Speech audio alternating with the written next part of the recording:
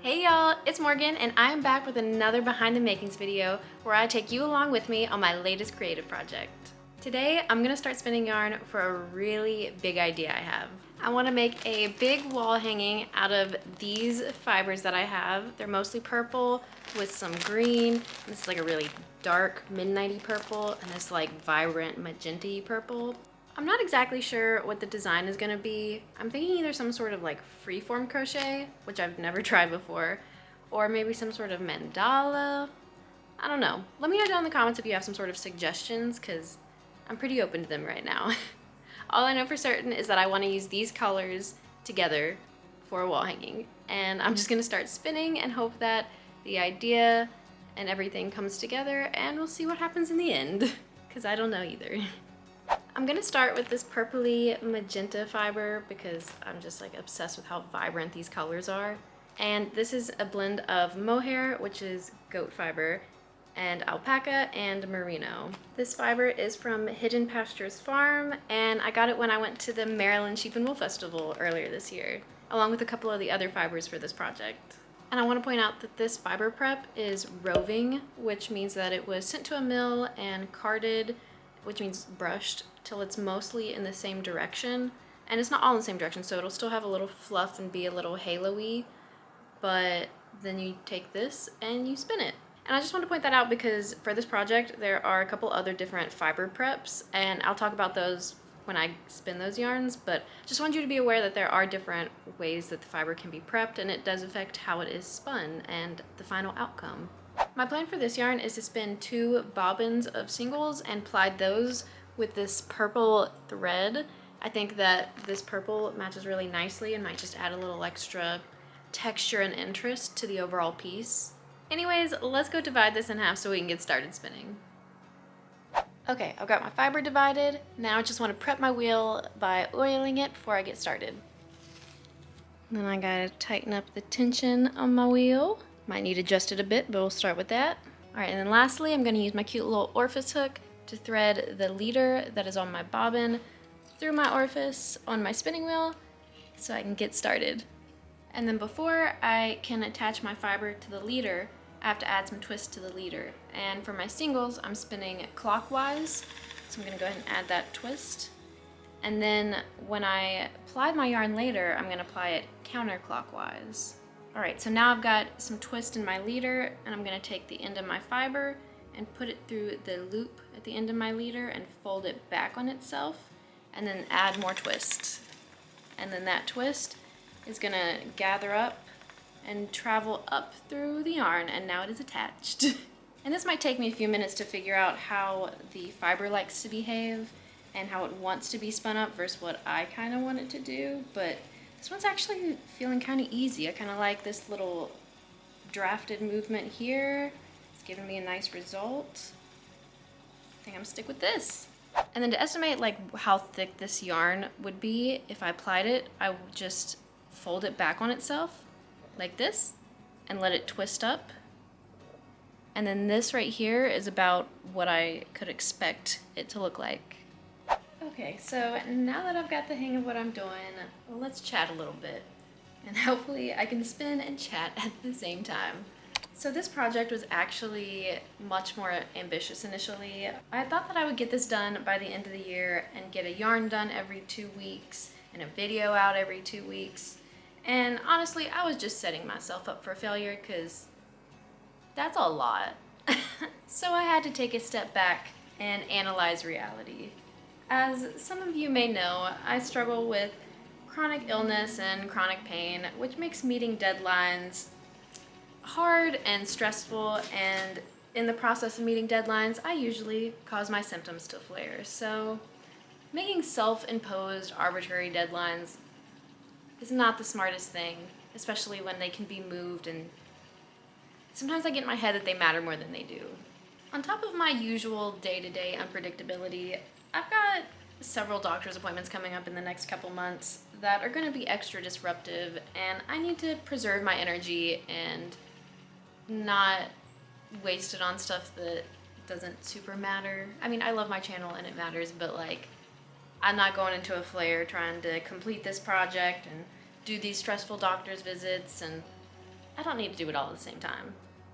But I was really itching to start a project, and so I had to remind myself why I wanted to do this. And that's because I enjoy doing it and I think it's fun, not because I'm trying to get videos out on some arbitrary schedule. And that helped a lot. It lightened the load off my shoulders, I felt lighter, and I actually started to get really excited for the project again instead of dreading it, which is not how I should feel about something that I love. I just finished a book that really helped me with my perspective about being busy and productivity called I Didn't Do the Thing Today by Madeline Dorr. And the author, over a course of 5 years, did a bunch of interviews with people about productivity, and what she found out was there is no secret hack, and that maybe we shouldn't even be searching for productivity and optimizing for it, and maybe there's other things that create a more fulfilling life than being as productive as possible and filling every minute of every day with busyness. The author instead suggests that we should embrace the messiness in our life and let delight and curiosity lead us, and not the shame and guilt and fear of failure that often comes with productivity. Because think about how much time we waste having such bad feelings about ourselves, or we didn't get the thing done today, or we didn't meet the deadline, or whatever it is. Like, you just waste so much of your life doing that, and like, what's the point? My original plan for this project, where I was getting a yarn done every other week and getting videos out, was motivated by me wanting to keep up with the good upload streak that I had been having, to not fail and break the streak. But it was making this project dreadful, and I didn't want to start it and all of that. But then once I let go of those deadlines, the excitement came back. And now here we are, nearly 2 weeks after I made that decision and changed my intention behind this project. And now I'm starting, and I'm finding joy in the process, and just letting this creativity come as it wants and not forcing it into something that it doesn't want to be, or it's not ready to do the project, or all of those other things were just taking too much space in my head, and the creativity didn't have room to thrive. It was just shrinking away under all of that pressure. I know some of y'all can probably relate to that. Anyways, that is enough chatting for now. I'm going to finish up these singles and meet back up with you when I'm ready to ply. Okay, so now I've got my singles spun up, and I'm gonna ply them with this metallic purple thread. And I usually use the Lazy Kate on my wheel, which is what you put your bobbins on to spin the yarn off of as it plies, if that makes sense. But it only has 2 prongs on it, so I can only put 2 bobbins on. And since this is technically a 3-ply yarn, since the thread is gonna take up a bobbin holder space, I'm gonna use this Lazy Kate that I've had for several years that I got off Etsy, and it opens up and it's got the little pieces inside. So it's got these little prongs that you put in. 2 of them are to hold the thing open.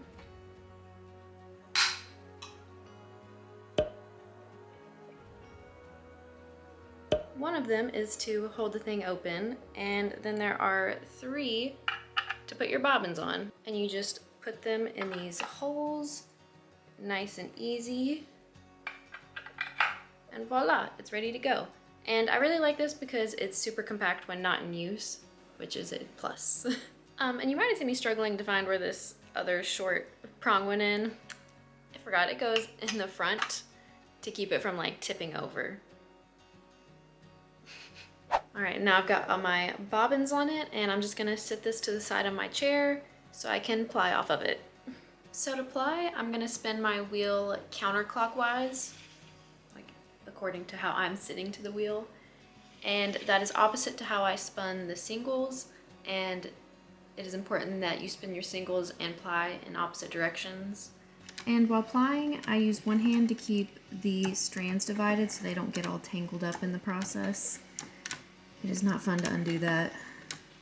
Plying might be my favorite part of the process. It is so much faster than spinning singles, and means I'm about to see how the yarn turned out. Overall though, spinning this yarn has been pretty quick.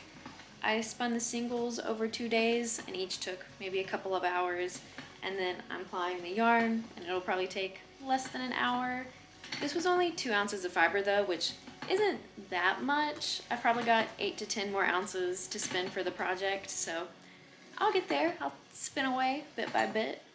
While working on this yarn, I actually had another possible idea for what the wall hanging might be, and that is some sort of like moth or butterfly. I don't know, I'm kind of liking that idea. I'll marinate on it a bit more, and once I figure out the yardage better for the yarns and see what I have to work with, I'll work more on the designing phase, but I'm liking the ideas that are coming up. For now, I just want to enjoy spinning the yarn without worrying too much about what the end product is going to be, so we'll get there when we get there. Okay, I'm nearly done plying, but I have ran out of singles on one of my bobbins, so I'm going to make a plying bracelet with this one to finish off. There are plenty of tutorials on YouTube about how to make the plying bracelet. Just search plying bracelet spinning yarn, but it's a nice way to use up the last of the singles because very rarely does it ever work out that both bobbins finish at the same time. Like, it's hard to weigh it, and spinning varies a little bit, so this is a good technique to know how to do. I sometimes still have to Google and look how to do it to make sure I'm putting it on my hand right. Now I've got it all wrapped on my hand, and I'm gonna slip it off of my middle finger, just like that. And so now I've got this second end that will take up where the bobbin ran out, and I'll just attach this and keep going.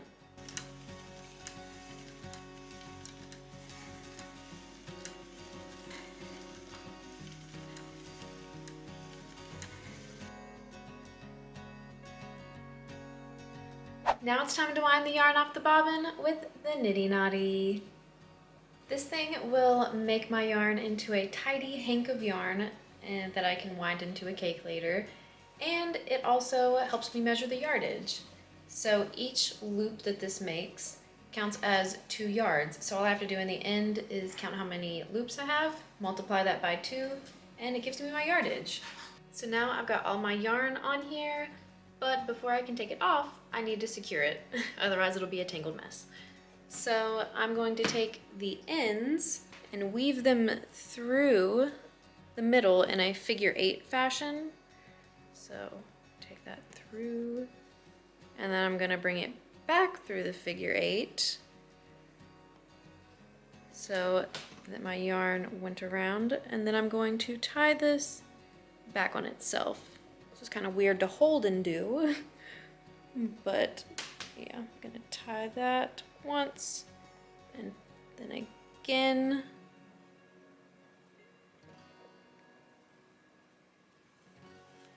Slide that down so this side over here is secure. I'm gonna do the same thing with the other end, and then I'm probably gonna secure it in 1 or 2 more places just for extra safety. Okay, now that we're all good and secure, I can take it off. It's very long.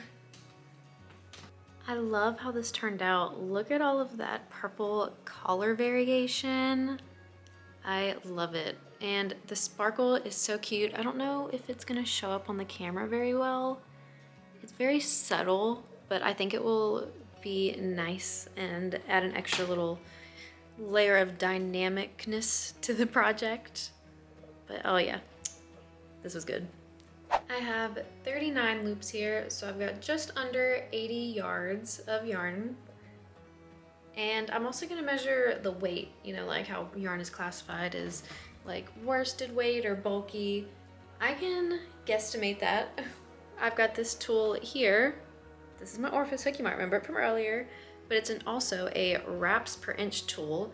This bit here is 1 inch long, and what you do is you wrap the yarn, like a single strand of yarn, all the way across this, and then however many times it wraps around, that correlates to a chart that shows what weight class the yarn falls under. This yarn wrapped around my little dragonfly 12 times, which puts it as a sport weight yarn. But I don't really care that much about the weight, just kind of showing y'all how it would be done.